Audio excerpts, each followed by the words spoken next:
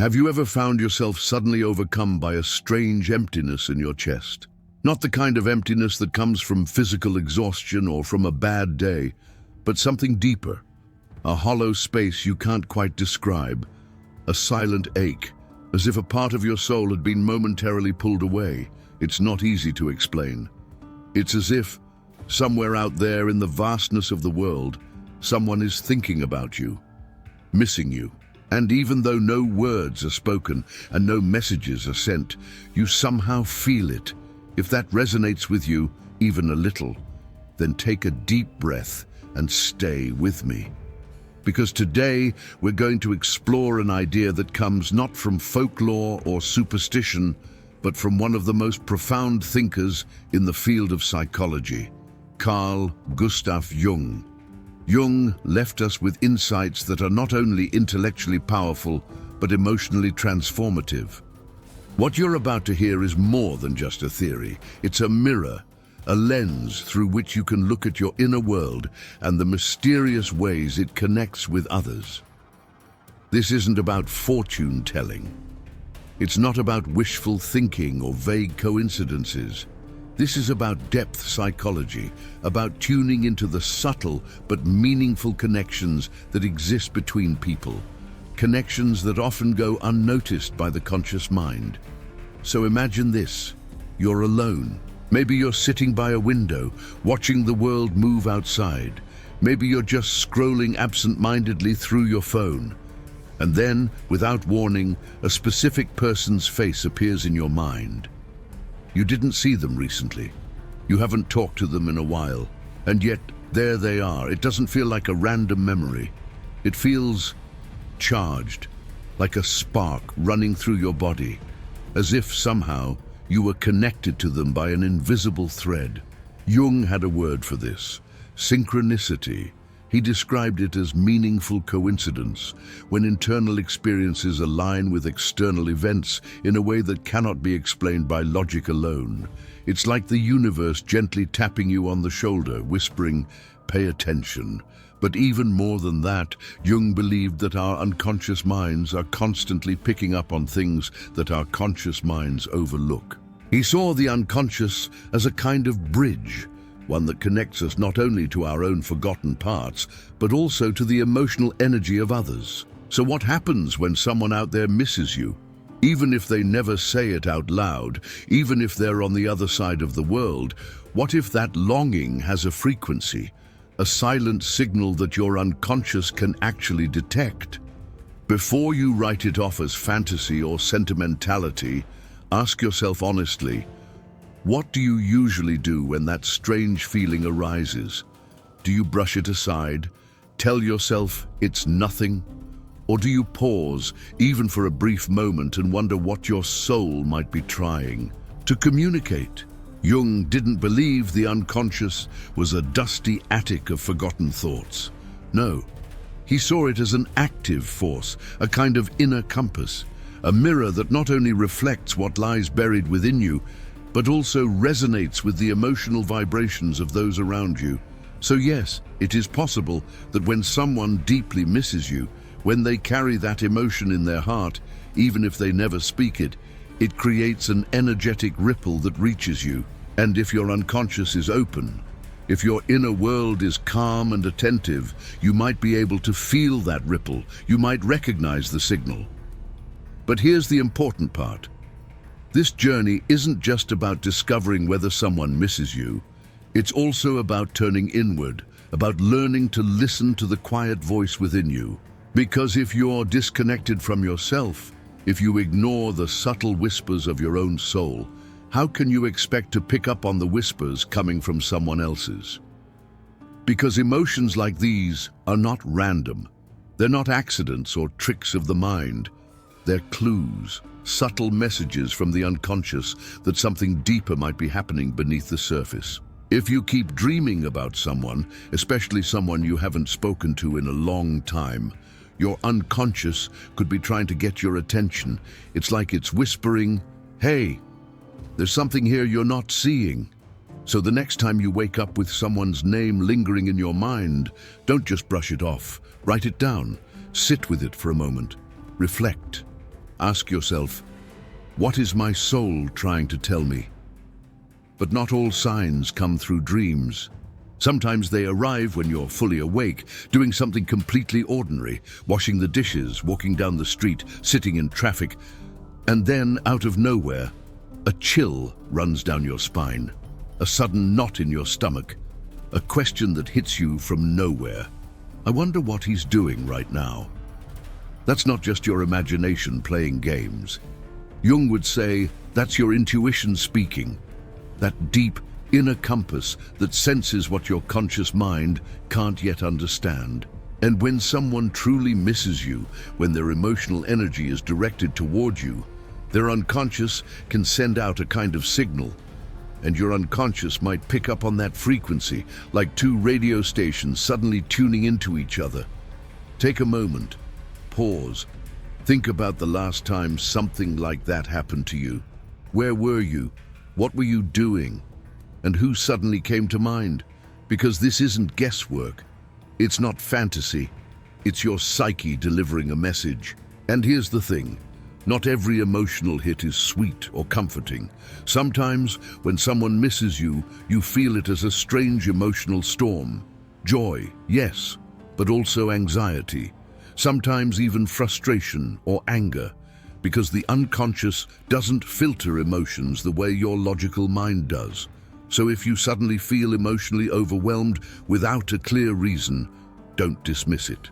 It could be someone's soul reaching for yours. Now let's talk about something Jung believed to be key: projection. This is where it gets really deep. He taught that many of the feelings we attribute to others are actually reflections of what we carry within ourselves.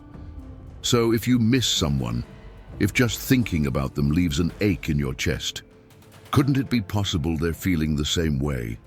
Picture this. You're sitting quietly, remembering a joyful moment you shared with this person. Maybe it was laughter that echoed a little too long. Maybe it was an embrace you never wanted to end. And suddenly, nostalgia hits like a wave. What if, in that exact moment, they're feeling it too? Jung would say this isn't coincidence. It's the dance of two unconscious minds that recognize one another, even when words are absent. So, let me ask you something. Be honest. Do you miss this person that's been living rent-free in your thoughts? If the answer is yes, then there's a good chance, more than you might expect, that the feeling is mutual. Of course, not always. Not every longing is shared. We'll talk about how to tell the difference soon, but what Jung teaches us is that our emotions don't exist in a vacuum. They're part of an invisible system, a constant emotional exchange that flows beneath our awareness. So if you feel that ache, that squeeze in your heart when their name crosses your mind, it might be because their heart is doing the same. But wait, this isn't just about vague feelings and cryptic dreams. Sometimes the signs are tangible, and Jung gave us the tools to recognize them. Have you noticed their name popping up in unexpected places? Maybe you're watching a movie, and a character says something that instantly reminds you of them. Or you hear a song you both used to sing, and suddenly you feel like the universe is winking at you. That's not just sentimentality, that's synchronicity, what Jung described as meaningful coincidences. Events that look random on the surface but carry a deeper purpose.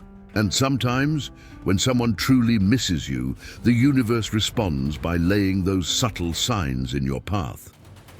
Let's try something. A quick exercise. Think back over the past 2 weeks. How many times did something remind you of them? A phrase, a scent, a place. Count them. If it's more than just a couple, if it felt like more than chance, then it might not just be your mind playing tricks. It might be the collective unconscious, that unseen network Jung believed connects all of humanity, sending you a message. And yes, it might sound mystical, but Jung wasn't a mystic. He was a scientist of the soul, someone who spent his life decoding the hidden architecture of human connection. But here's something you might not want to hear. Knowing someone misses you doesn't always feel good, because sometimes The person whose presence you feel is someone you no longer want in your life. Maybe it's an ex who hurt you. Maybe it's a friend who betrayed your trust. And yet the emotional signal still comes through. You can feel their presence even if you wish you couldn't. So what do you do with that? Jung would say, this isn't just about them. It's about you. That emotional reaction, whatever it is an invitation to look inward, to face your shadow, the hidden part of you that holds your fears, your wounds, the truths you'd rather avoid. Because when someone misses you and that energy reaches you, it's not just their longing, it's touching something in you that still needs healing. So if you sense someone you've tried to forget still thinking of you, and you can feel it in your chest, ask yourself, what is this telling me about myself? Are you clinging to something that no longer serves you? Or is there a part of you still waiting to be healed before it can fully let go of that invisible thread? Jung invites us not only to notice the signs, but to use them, to grow, to protect our energy, to love ourselves better, because your peace, your happiness, your self-love, they are sacred. And no one, not even someone missing you in silence, has the right to take that from you. We've reached the end of this video. But if you've made it this far, you already know this is not the end. This is the beginning of something raw, something real, something that might just change how you see yourself and the connections that echo in your soul. Because if you're still here, watching, listening, feeling, this wasn't just another video for you. No, this was a mirror, a pull, a quiet voice inside that said, this means something. We've talked about the signs, the dreams that come uninvited but undeniable, the moments when time seems to bend, when a song, a scent, a place whispers their name into your thoughts, when everything in you knows they're thinking of you too, even if they never speak it, even if they're silent, even if they're gone. Carl Jung once said, until you make the unconscious conscious, it will direct your life and you will call it fate. But now, you know better. Now, you've seen the map.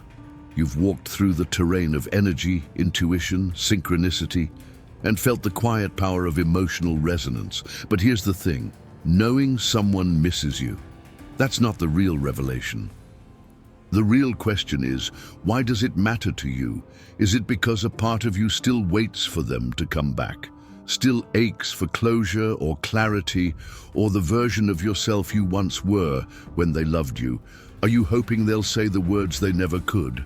Or are you afraid to admit that even if they did, it still wouldn't be enough anymore? You see, recognizing the signs is powerful, but claiming your own emotional truth, that's where the real transformation begins. You are not a satellite orbiting someone else's gravity. You are a sun, a whole universe unto yourself. And yet, we forget, don't we? We forget our light while chasing the warmth of someone else's memory. So take a moment, breathe, close your eyes and picture them, the person you think is missing you. Now ask yourself this, are they missing you? Or just the version of you that kept quiet, made space, gave too much?